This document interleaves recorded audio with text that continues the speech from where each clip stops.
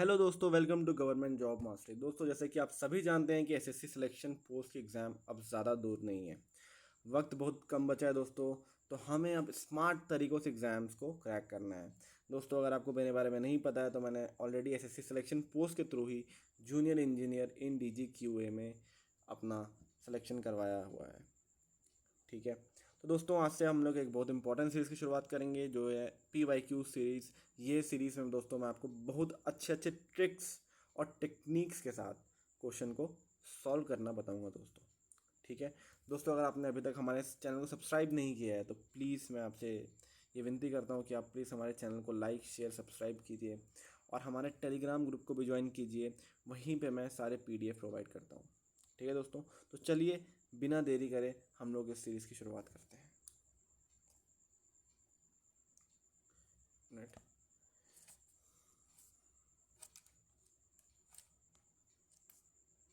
तो पहला क्वेश्चन आप देख पा रहे होंगे। ठीक है, the circumcentre of a triangle ABC is O। ठीक है, if angle BCA equals to 80 and angle BAC equals to 70 then angle OAC is. यहाँ पे क्वेश्चन में थोड़ा सा दोस्तों ये जो है आप इसको AOC कर लो।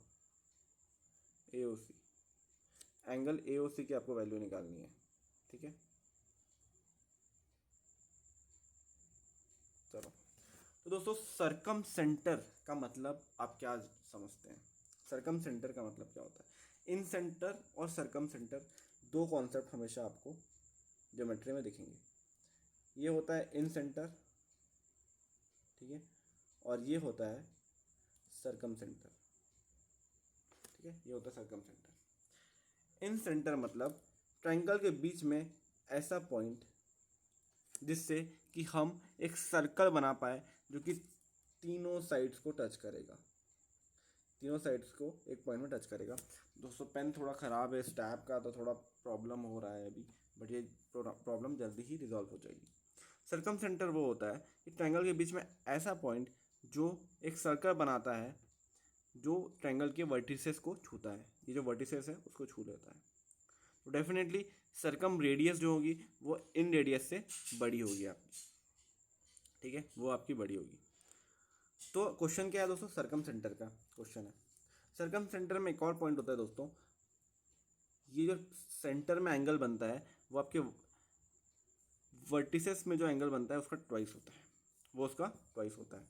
तो सर्कम रेडियस का एक और आपका ये प्रॉपर्टी है जो आपको याद रखनी है। तो ये जो एंगल होगा, ये जो एंगल होगा दोस्तों, बीच वाला जो एंगल होगा वो इसका 2 टाइम्स होगा, वो इसका 2 टाइम्स होगा।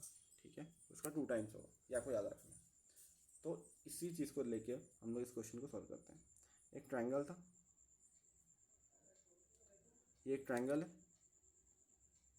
ठीक है, ये मान लो A है, ये B है, ये C है, ये O है। O है। एंगल BAC, एंगल BAC दोस्तों दिया हुआ है, ये आपको कितना दिया है? 70। एंगल BCA कितना दिया है दोस्तों? 80। आपको निकालना है ये एंगल निकालना है। अब ये एंगल कैसे निकालोगे दोस्तों? जब आपको ये वाला एंगल पता होगा। ये वाला एंगल कैसे निकालोगे? ये 70 है, ये 80 है। एंगल की एंगल सम प्रॉपर्टी जो अगर आप लगा दोगे, एंगल कितना होता है टोटल एंगल का sum? 80 plus 70 plus x equals to 180 degree. Total sum कितना होता है ट्रायंगल के एंगल्स का? 180 डिग्री होता है। तो 80 प्लस 70 150 हो गया, बचा कितना? 30। तो ये 30 है, ये 30 हो गया आपका। ठीक है, बाहर लिख देता हूँ यहाँ पे, 30 हो गया।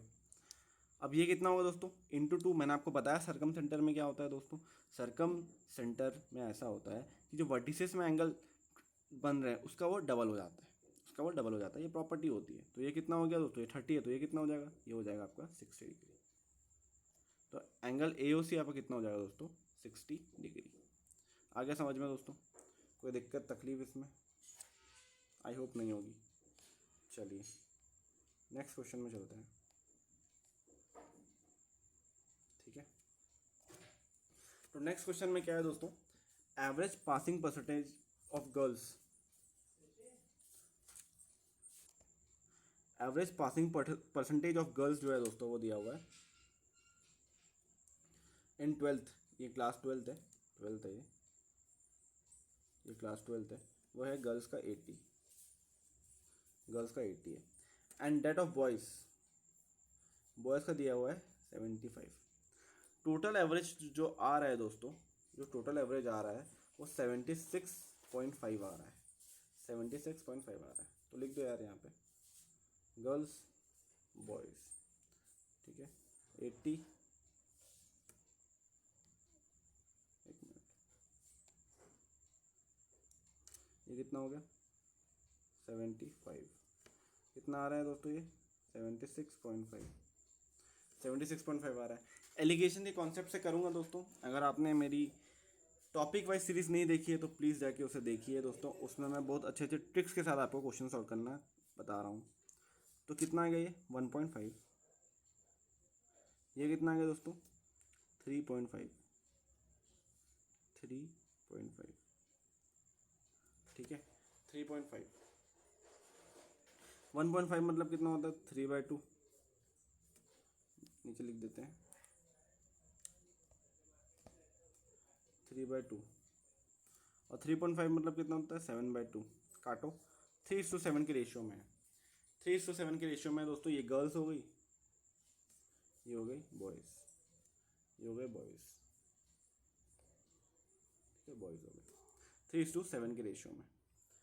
तो दोस्तों परसेंटेज निकालना है, परसेंटेज निकालना है, 3:7 का रेशियो आ गया है, 3:7 का रेशियो मतलब 3:7 मतलब कितना हो गया दोस्तों 7 बॉयज़ है, कितने में टोटल 10 में से, मतलब कितना परसेंट आ गया 70% आ गया, 70% आ गया, यही आपके बॉयज़ हो गए, 70% आपका आंसर आ गया।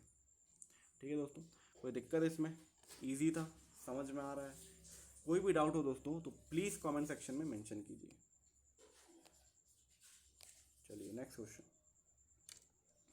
तो नेक्स्ट क्वेश्चन जैसे आप देख पा रहे होंगे दोस्तों, if root x plus 1/√x equals to 4, x² plus 1/x² क्या होगा, क्या होगा, ये आपको निकालना है, you have to find this. दोस्तों कुछ नहीं है, रूट एक्स प्लस 1/√x कितना है दोस्तों ये 4, x प्लस 1/x कितना हो गया, x प्लस 1/x कितना हो गया, स्क्वायरिंग बोथ साइड्स।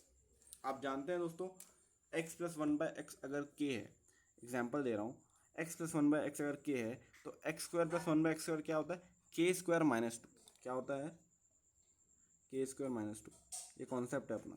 क्या हो गया k² माइनस 2 मतलब 16, 4 का स्क्वायर 16 माइनस 2 कितना हो गया ये 14, ये हो गया 14। निकालना कितना है x² प्लस 1/x² निकाल दो दोस्तों, 14 का स्क्वायर माइनस 2, ये आपका आंसर आ गया। 196 माइनस 2 194, 194 ऑप्शन में है 194 है, ऑप्शन नंबर बी। ठीक है दोस्तों, इजी है, आई होप आप लोगों को समझ में आ रहा होगा दोस्तों, आई होप आप लोगों को समझ में आ रहा होगा। चलिए नेक्स्ट क्वेश्चन में चलते हैं। If x equals to 3 plus √8, x³ plus 1/x³ क्या होगा, इसका भी कॉन्सेप्ट आपको पता होगा दोस्तों। अगर x प्लस 1/x k है तो x³ प्लस 1/x³ क्या हो गया 1/x³ क्या हो जाएगा, थोड़ा सा दिक्कत हो रहा है यहाँ पे,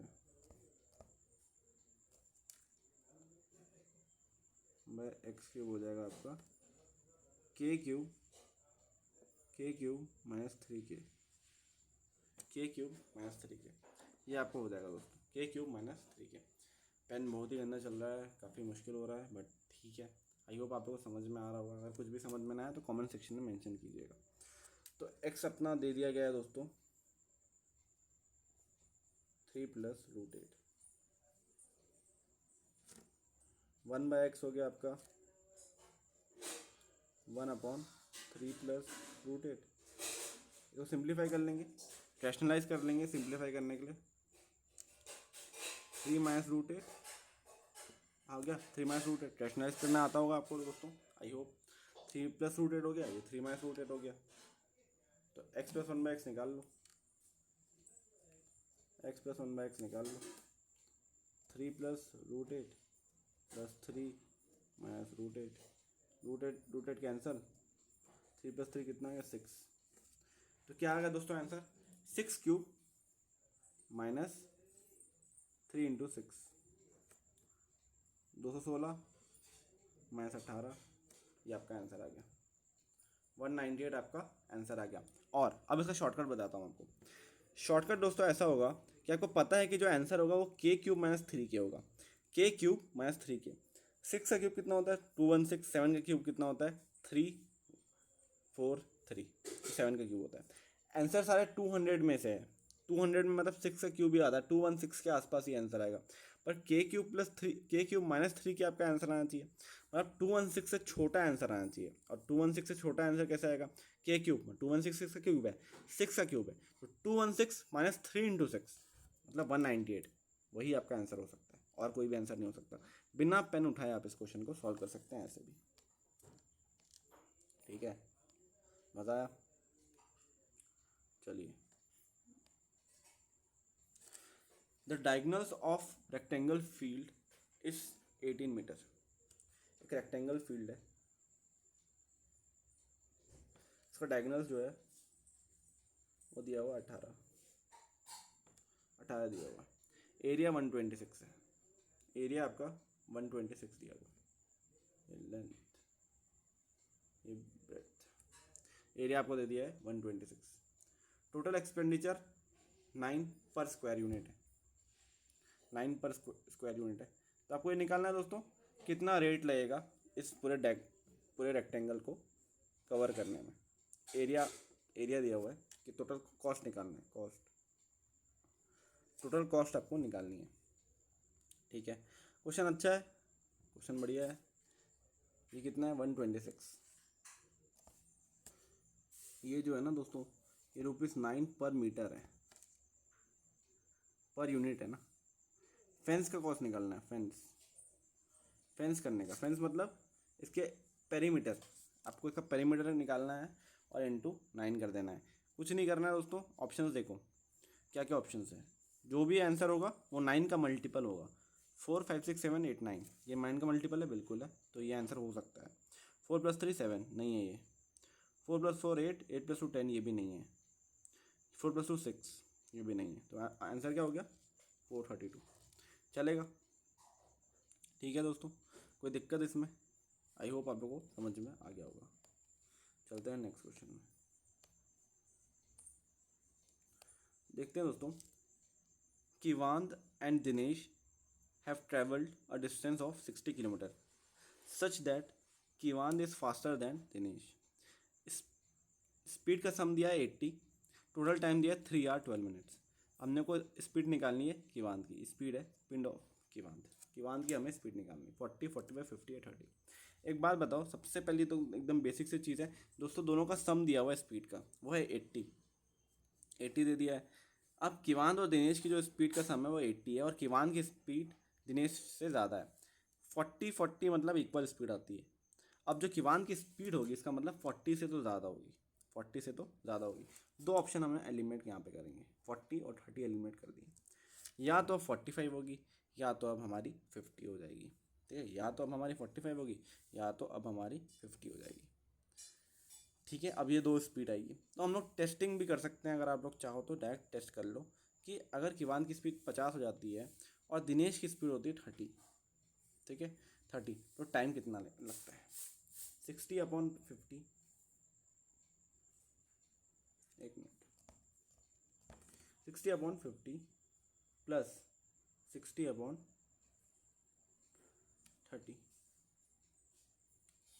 कितना लगा दोस्तों 6/5, मतलब 1 + 1/5 + 2, मतलब 3 + 1/5। 1/5 कितना होगा दोस्तों, ये आवर्स में आया, ये जो आंसर आया है वो आवर में आया है। तो 1/5 को मिनट्स में कन्वर्ट कर दो, 1/5 × 60, 3 hours 12 minutes आ गया आंसर। तो आंसर आपका 50 हो जाएगा।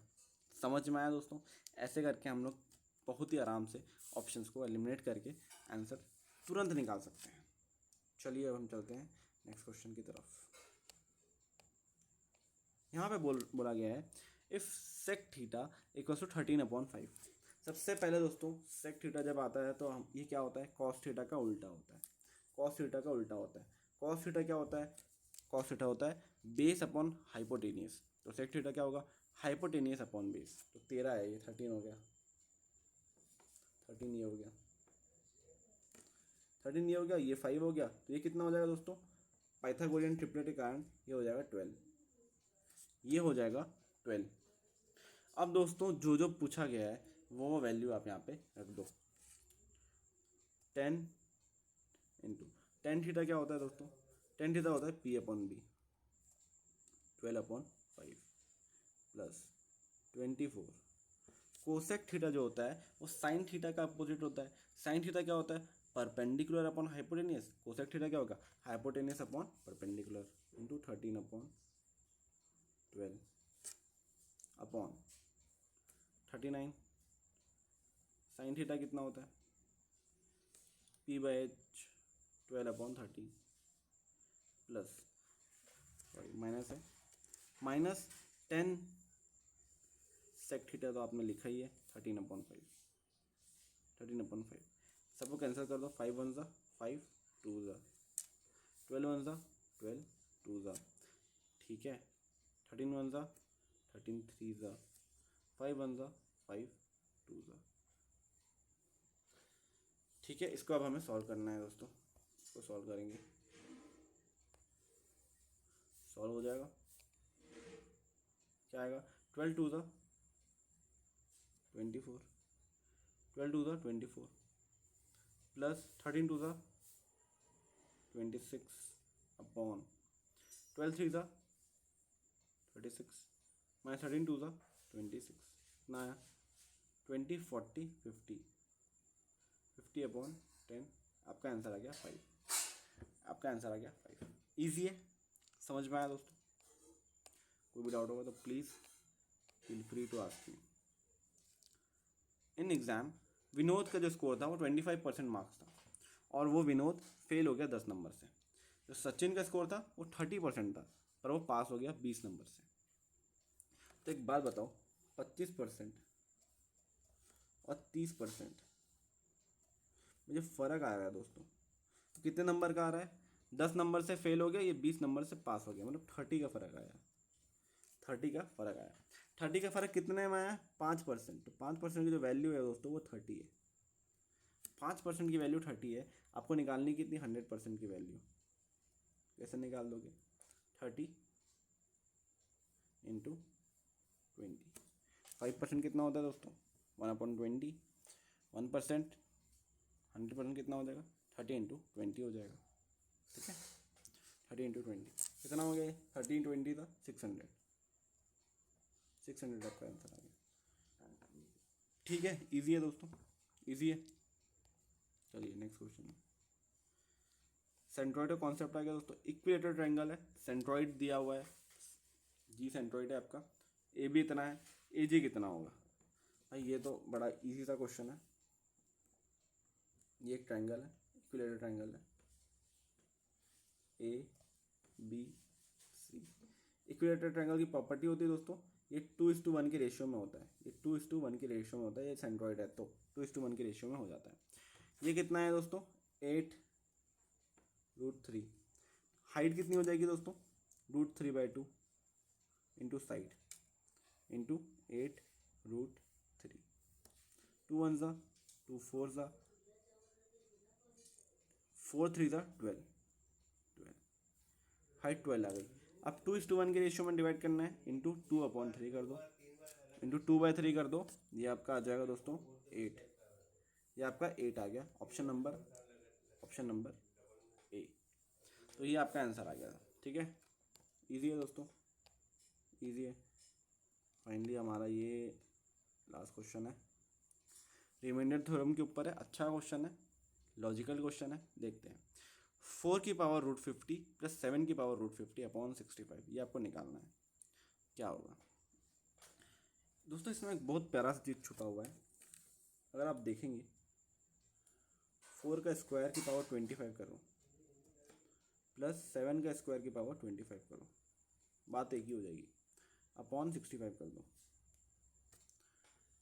4 का स्क्वायर क्या कितना होता है दोस्तों, 16 होता है। 7 का स्क्वायर होता है 49। 7 का स्क्वायर कितना होता है 49। 7 का स्क्वायर होता है 49।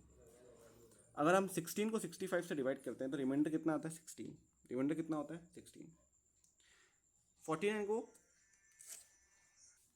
और अगर 49 को 65 से डिवाइड करते हो, 49 कितना छोटा है 65 से, 16 माइनस में छोटा है। रिमाइंडर माइनस नहीं होता, बट रिमाइंडर थ्योरम में हम जानते हैं दोस्तों, हम माइनस का साइन लगाते हैं ताकि हमारी कैलकुलेशन आसान हो जाए, ताकि कैलकुलेशन हमारी आसान हो जाए। इसको मैं ऊपर करूँगा, 16 की पावर 25 प्लस माइनस 16 की पावर 25, उन्हें कैंसिल आउट हो गया, कितना हो जाएगा दोस्तों, कैंसिल आउट हो गया 0 हो जाएगा, तो रिमाइंडर हमारा 0 बन जाएगा। अच्छा क्वेश्चन है, बहुत इंपॉर्टेंट क्वेश्चन है। रिमाइंडर थ्योरम के टॉपिक में मैं आपको ये डेफिनेटली पढ़ाऊंगा, बट आपको आई गेस समझ में आ गया होगा दोस्तों। बहुत अच्छे अच्छे क्वेश्चन थे, ये आपके PYQs क्वेश्चन है दोस्तों, तो इनमें थोड़ा ध्यान देना। आई होप आप लोगों को समझ में आया होगा दोस्तों। प्लीज़ इस चैनल को लाइक कीजिए, शेयर कीजिए, सब्सक्राइब कीजिए और बेल आइकन को भी जरूर प्रेस कीजिए ताकि आपको लेटेस्ट नोटिफिकेशन आते रहे। और टेलीग्राम चैनल ज्वाइन करना मत भूलिए दोस्तों, इसमें आपको सारे PDF मिल जाएंगे। Thank you and have a nice day.